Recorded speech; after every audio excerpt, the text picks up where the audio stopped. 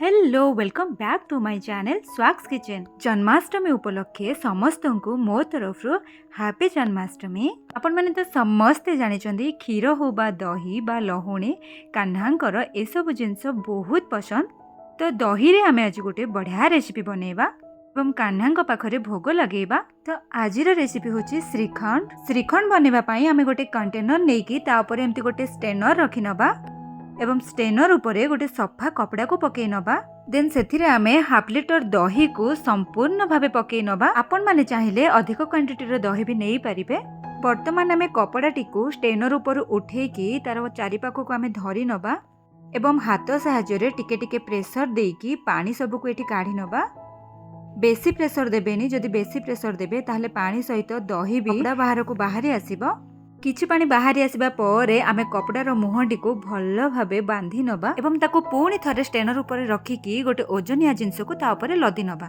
ताको आमे एम्ति भाबे घंटे रु 2 घंटा छाड़ी नबा। गोटे ओजनिया जिंस लदिबा द्वारा जहाँ भी एक्स्ट्रा पानी दही रे थिबो से सब बाहरी जिवो एवं कंटेनर भितरे रहि जिवो। टाइम एठी हमर हेई सारिछि।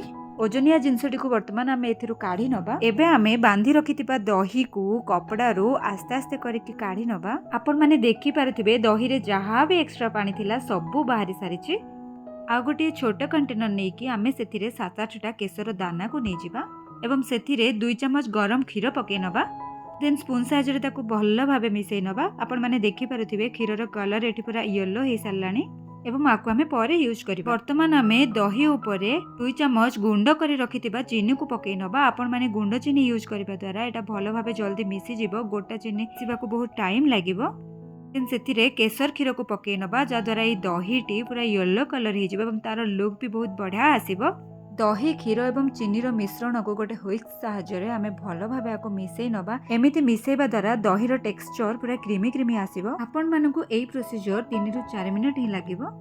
श्रीखंड को आउटिके डेलीशियस बनेबा पाई मु एठी किछिटा काजू, पिस्ता, आलमंड एवं किसमिस को काटिकी पकेई निछि। वर्तमान हम ए सब को पुणी थरे भलो भाबे मिसै नबा। श्रीखंड एठी हमर रेडी हे सारिछि। हमें ताको गोटे कंटेनर को शिफ्ट करि नबा। श्रीखंड बनेबा बहुत इजी। हम आर लुक तो पूरा लहुणी भली ही आसी थाए एवं बिना किछि परिश्रम रे बहुत कम टाइम रे एटा फटाफट बनिकी रेडी हे जाए। एठी मु पुणी थरे आ किछिटा ड्राई फ्रूट्स पकेकी ताको गार्निशिंग करि नउछि जा द्वारा श्रीखंड आउरी बढ़िया देखा जिवो। शेषरे मु एठी किछिटा गोलाप फूलर पाखुडा को काटिकी देई नेछि। एटा आपण मानक पई पूरा ऑप्शनल अछि। आपण माने चाहिले स्टेप को स्किप करि परिबे।